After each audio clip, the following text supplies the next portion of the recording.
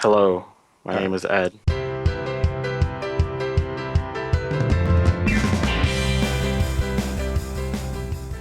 Hey YouTube, so we're here with Acepcion, 11-0. He taught at YCS Las Vegas. How you feeling, man? Feeling good. Wish I could win though. Yeah, it's been a long time since you've been back on here. I needed some more content, man. Yeah, Yeah, so you end up 11-0. Do you know your it was matchups? like 7 Kozmo, 4 Pepe. Yeah, and I remember you telling me when you were walking around that you played the first 4 rounds, you were all your friends. Yeah. It was like everyone I knew. Yeah, so coming to the event, what do you think the medal is gonna be? I actually thought it was gonna be all Monarchs because my testing group, we all thought Monarch was like really broken because it's like super well positioned amongst all the decks. Yeah. So I was like, okay, maybe like good people are gonna think Monarch is good. So I had like all these like anti-Monarch cards, and I practiced against the mirror a lot. But apparently I was wrong, and it was literally just all the standard. Only Pepe and only Kozmo. Those are the only things I played. So you'd say you built this deck to play Monarchs or to play Uh, Pepe? I felt like Monarch is such a good deck that the only thing I needed to do was make a deck that could beat the mirror match. And then the deck is so good I can just beat everything else because it's naturally that good. So you built a deck for Monarchs, but you Yeah. were wrong. Yeah. Alright, so we'll talk about your deck list real fast, and we'll talk a little bit about your matchups and stuff. And I mean, you made like 10 more deck profiles already because like you're a champion, so we won't talk too much about your deck. But let's Yeah. go over your deck real fast.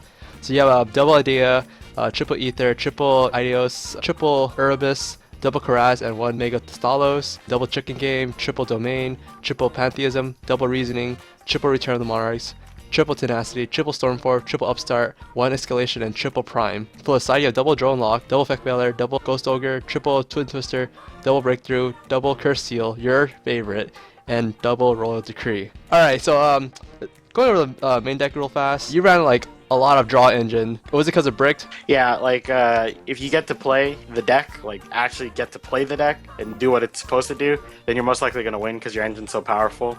So like Reasoning's technically a draw card, 3 Pantheism, 3 Upstart, and then 2 Chicken Game. And then just the Kraz itself can get your engine going. Yeah. Why double Reasoning? Why not triple? There was like no other card I wanted to play, I guess. Like when I first made the list like a week ago, it was like 3 Reasoning, and then there was like another card, I think it was like a Foolish. But like I still wanted to play Chicken Games because like the synergy with Karaz. And like Reasoning, even though it's like really good because it's technically a starter card, it doesn't always start your engine because you could get unlucky. There's a lot of variance with the card.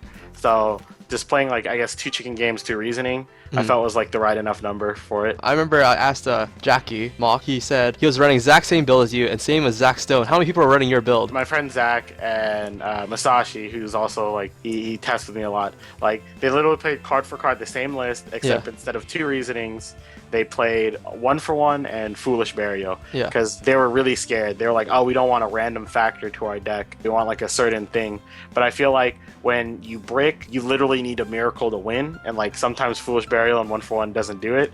And Reasoning, like milling like Pantheism the Trap, Special Summoning Idea, or Pantheism Trap, and then your opponent calls 8, and then you mill a Rubus, and you basically get to add the Rubus back to your hand. 1 for 1 Foolish doesn't do that. Reasoning has the potential to do it, so that's why I still played it. So about you say 4 people ran the same list as you, Yeah. but you were the only one that didn't brick. No brick house here. Yeah. All right.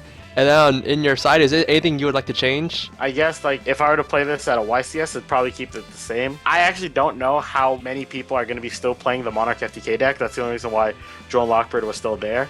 But if like no one is gonna play it, I'll probably play like a 3rd Ghost Ogre and like a 3rd Decree, because like the best cards in my side were honestly just Ghost Ogre and Decree. Ghost Ogre is like broken against Pepe, and then Decree is like amazing against like every deck that like wants to be ignorant and like side like 50 floodgates for you. And then did your Decree ever get Twin Twisted? No, my Decrees never got Twin Twisted, usually ever. That's crazy.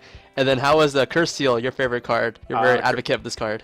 Yeah, Curse Seal is actually only for the mirror, because like if you activate it when they activate Stormforth, you like practically you don't win the game on the spot, but basically means that if the game goes any longer, you're gonna win because Stormforth is literally the best card in the mirror. So they don't get to use it, you get to use it. It's the same thing as Shadal, and it's like the same mentality, I guess. Yeah, Shadal's with the Shadal fusion. For the main deck, is anything you would change besides the Thestalos that you're saying in every video?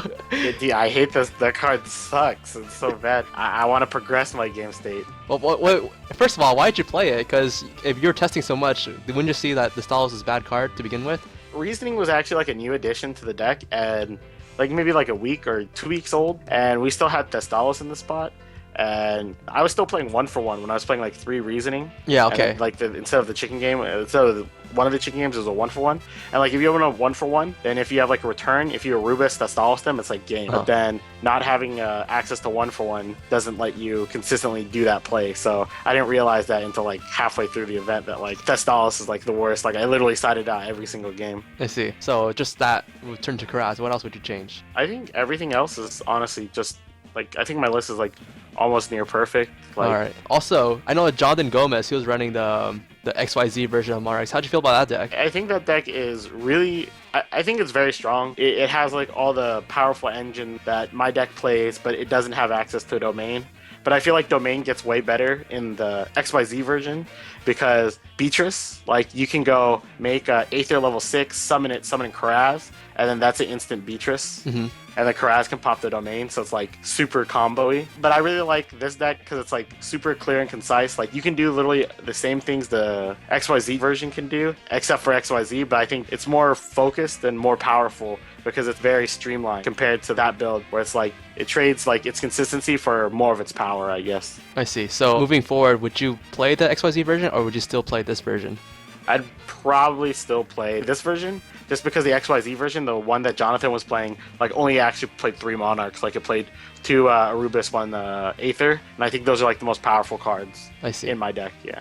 So what were your MVPs for the weekend, actually? I guess the best card had to be Return. Everyone would like set 2 strikes, and then I'd Reasoning, summon something, and then activate Return, and then I just win because they can't strike my Monarch. Yeah, because chain links, right? Yeah. Chain and, links like, OP. no one played more than 1 Scolding, or some people played 2. The only thing that I was scared of was Scolding or main deck Chaos Trap Hole, so that Return was really broken. And the other card that was like amazing was Karaz. It let me draw out my deck when you're trying to like really dig for all your answers, like Karaz does it. And the Pepe deck plays 3 Eccentric Archfiend, so Karaz is like super broken against that. Yeah, because then you can pop it before it pops your stuff, right? Yeah. All right. If you were to play like another YCS, would you play the same list or the same deck? I'd probably play like almost card for card, except for the Thestalos. Because you're very known for not playing the same deck even after you top, so Yeah. So that's very surprising for you to say that you would actually play the same list. Yeah, actually, like I played almost this list, except for the Reasonings, at UDS, and I got 11th. And I was like, oh man, I hate this deck. And then I was like, I rarely ever stick with a deck, so I was like, okay, I'm gonna just keep practicing this deck and try to like perfect it. And this is like actually one of the first YCSs I've ever went to where I actually like had more than a month's practice with this deck. You know, normally I like switch last minute, so yeah. And look what it got me, you know? Yeah, that's really good. 11-0. Yeah. So on the 11th round, did you actually like play it out, or did you like, oh, whatever? No, not really. Like my opponent last round, technically 10-0, I guess. Yeah. My opponent last round was like, oh, I don't want to show my deck to anyone. You can take the win. Oh. Alright, yeah. Because a lot of people when they go 10-0, they're scared of the curse of 11-0, and they lose in top 32. You know, so that's why they just lose the last round, just in case. No, I won in top 32. So, yeah. No, I wanted to win this YCS really bad, and I got really unlucky in top 16. But if I won a YCS, it'd been so cool if I won 16-0. So that's why I still tried to play it. Yeah. How was top 16? You end up losing. What was it against? I lost to Cameron Neal. He was playing Pepe. Game 1, I don't brick because I honestly like. I never bricked this entire tournament. Like, I can, like, honestly say that. Oh, wow. But, like, my hand was playable, but his hand was just stronger than mine, and he got to go first and set strikes, and I couldn't play around it. Game 2, I do what my deck does and just win. And Game 3, I have double Arubis on board. I have like 5 cards in hand. He has no cards in hand, a monkey board, and that's it. And no cards on field except for that monkey board. And he already used Lizard Draw, and he already used the Wolf. Yeah. So his only last scale that matches is Gaturtle. Yeah. And he draws for turn and goes, I'm sorry, and activates Gaturtle, pens for 5 and kills me because I don't have domain up. Yeah, he just dug it on your board with that one Gaturtle. I hate that card. I hate that. All right, so that's pretty much it. You have any last words, man? You have any shout outs you want to give? Shout outs to Team Ryan's car. Shout outs to Paulina. Shout outs to Adrienne. Shout outs to my friend Nick. He's my best friend. And shout outs to Jobber. Yeah. He's really cool. Yeah. And then, will you be seeing you at any events? Because, you're doing a phenomenal. I think I'm going to. There's Houston. Yeah, because Houston, the tickets are really cheap. They're like $250 or something like that right now. Texas, where you got your top 4, right? Yeah. So we might get it again, or maybe win. That'd be really nice. Are you gonna go to the next one? I think it's Providence. I think that's. No, Providence is like $500 for a ticket right now. Jesus. So I'm not going there. You gotta save up for the Nationals, right? Yeah. Oh no, Nationals have a free flight. Oh, for. I won the SoCal Duelist tournament.